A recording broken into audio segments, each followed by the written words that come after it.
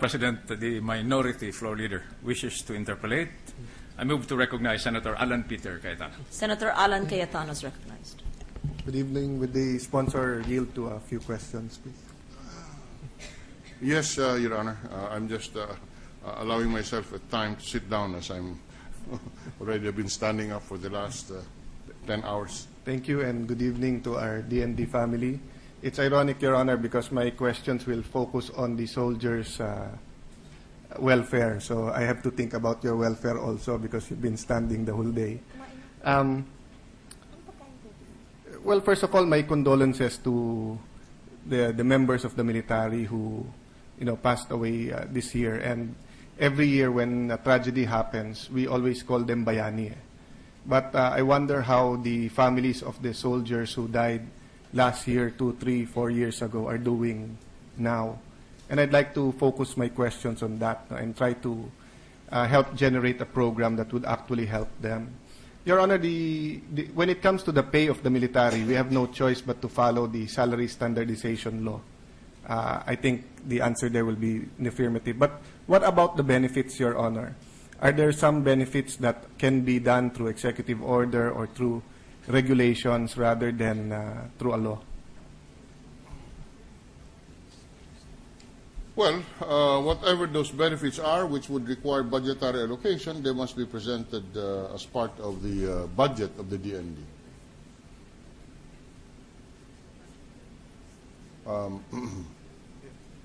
There are certain benefits that are provided as a matter of policy in the AFP. But this requires always budgetary support. Yes. Your Honor, because I was asking some of the members of the staff in the Senate, for example, in the Senate, we follow the salary standardization law. But I think we're much more creative in the bonuses that we're giving them and some agencies, etc., but we're trying to equalize for everyone. So the idea I was driving at, Your Honor, is do we need legislation if we have a program wherein a military officer or enlisted personnel who is either injured or dies in the line of duty will continue, aside from the benefits he will get, death benefits, he will continue getting his pay as if he was alive until he is 56 years old. Let me ask a preliminary question, Your Honor. How many casualties did we have in, let's say, last year or the year before? More or less lang po. 50, 100.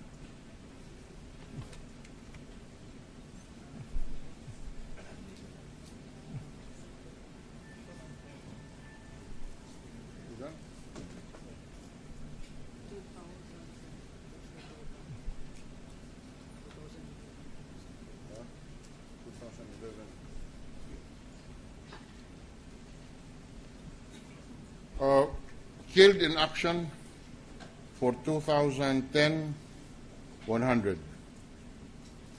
For 2011, 113. So, Your Honor, more or less than 150 a year. So I don't think it will hit or impact the budget too much if the policy will be if you are killed in action, as if you are alive.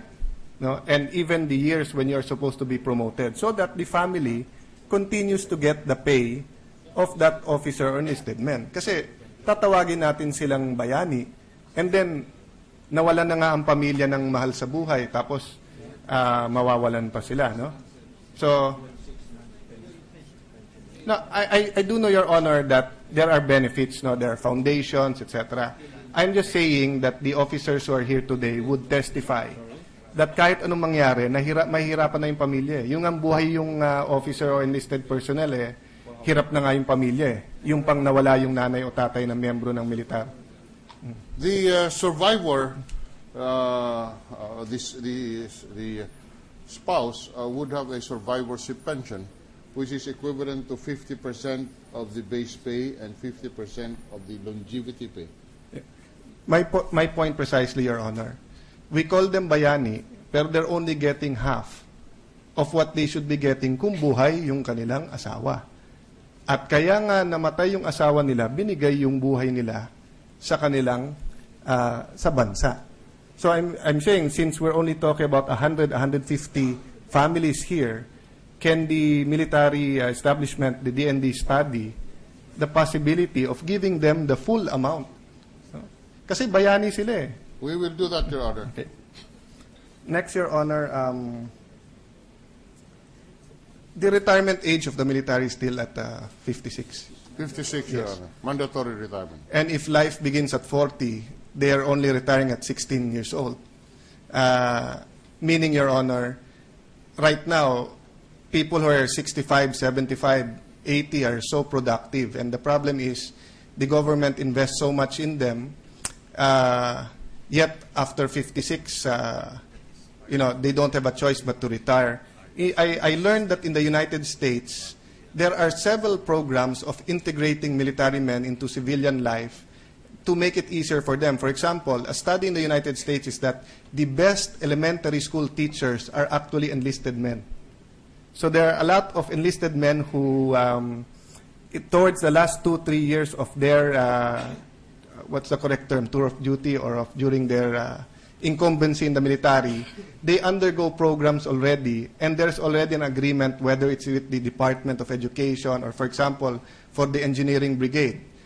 You can have agreement with the DPWH or the DOTC that upon retirement, they can be accepted if they want to continue to work till the age of 65.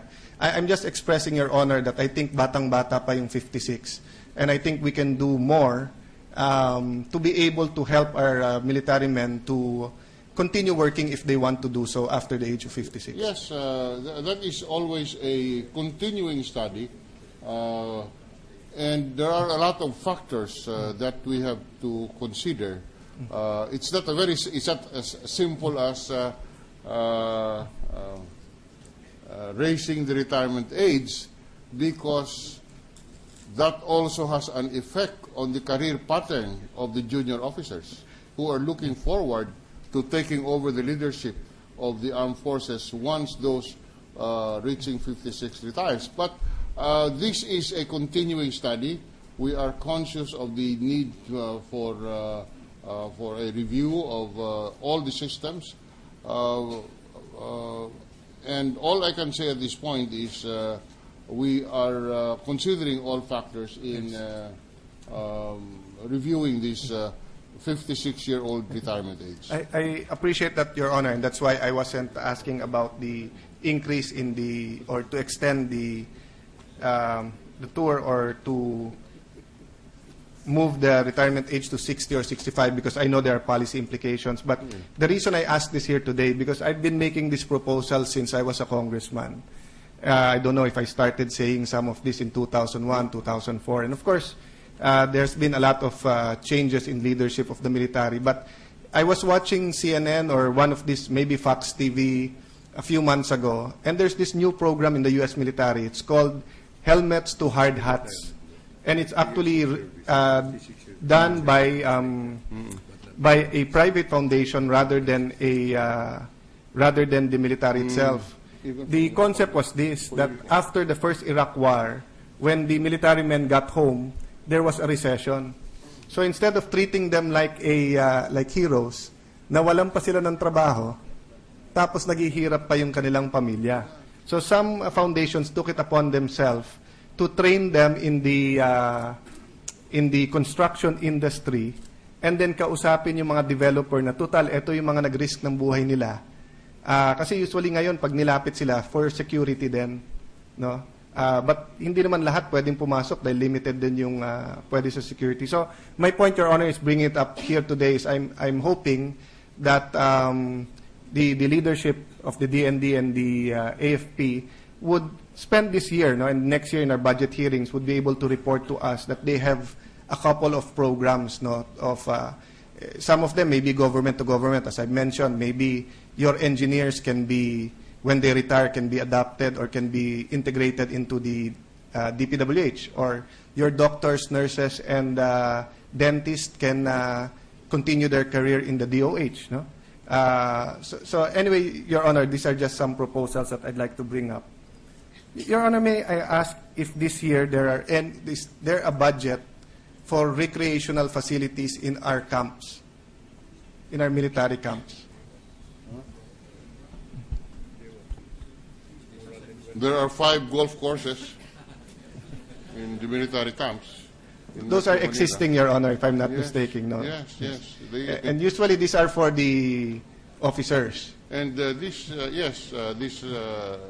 are golf courses there for the officers and also for the retired officers. That's right.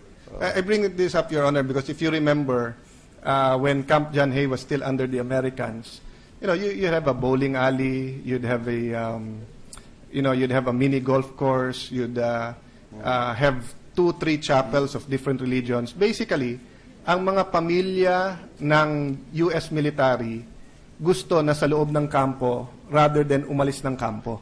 Tayo baliktad. Tatawag yung mga anak, tay, umalis ka naman sa kampo, bisitahin mo kami, pasyal mo kami. So I think part of the R&R and part of the increase ng moral ng ating mga military, etc., imagine if we can have more facilities, whether it be badminton courts, basketball courts, miniature golf, or bowling alleys inside the camp that is exclusively for the military and their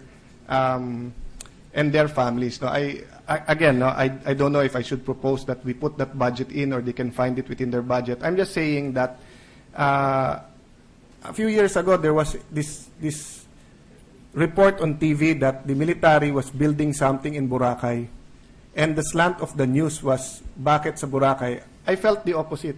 I felt that the military does deserve to have a private resort in Boracay because eto yung mga taong sumusugod pagka may enkwentro. Tapos, pagka magpapahinga, ano gusto mo sa pinaka-pangit mo na lugar? Your Honor, is there a budget for R&R when the officers or the enlisted personnel are allowed to go on rest and recreation? Yes, Your Honor. How much per person, Your Honor? We do not have the figure per capita, but I think there's an official amount given per day.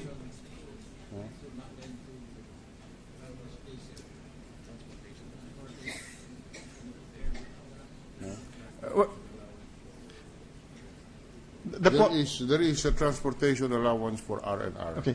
The point being, Your Honor, am I correct that many of those who are given R&R, hindi na lang umalis sa kampo, nagpapahinga na lang kasi yung budget for R&R napakaliit na gagastusin pa nila yung pera o kaya bibisitahin? Well, maybe, Your Honor. Yeah. Maybe that is the situation, and this is dictated by the lack of resources. Yes. With the limited resources of the military, it is not surprising that they prioritize their budget. We do accept that recreational facilities are important for the morale of our soldiers. But the reality that we face is that these recreational facilities would have a limited budget because of the competition for the same limited funds from all the other sectors of our armed services. So we accept that recreational facilities are important for the morale of our men in uniform, but I am sure the leadership of the armed forces would look at the priorities in terms of our AFP modernization, for example, in terms of continuously providing for the payment of the pensions of our veterans, burdensome as it is.